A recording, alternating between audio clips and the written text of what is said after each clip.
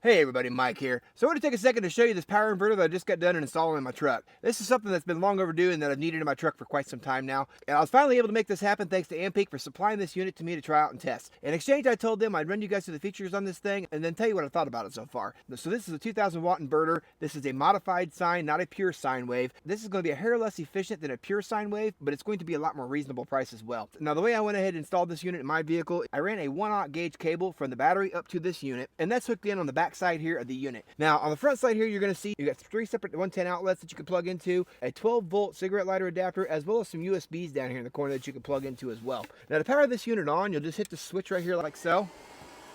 You'll hear that fan kick on for just a second there and then shut itself off. You really won't hear the fan run unless it gets really warm outside or this thing's really pumping out some juice.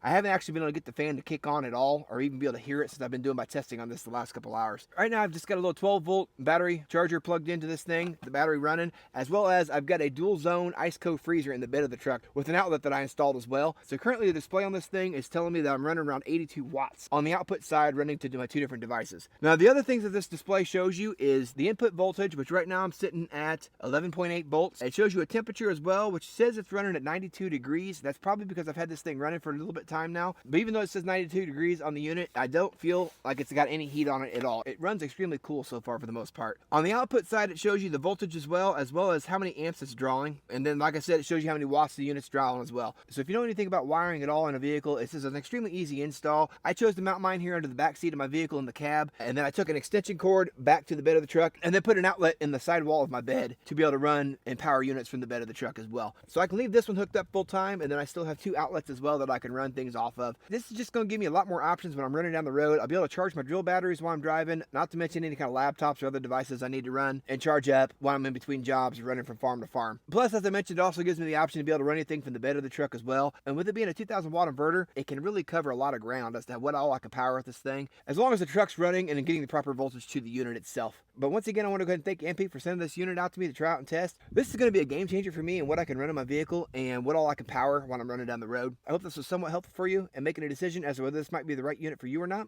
That's all I've got for you on this one. I'll catch you guys on the next one.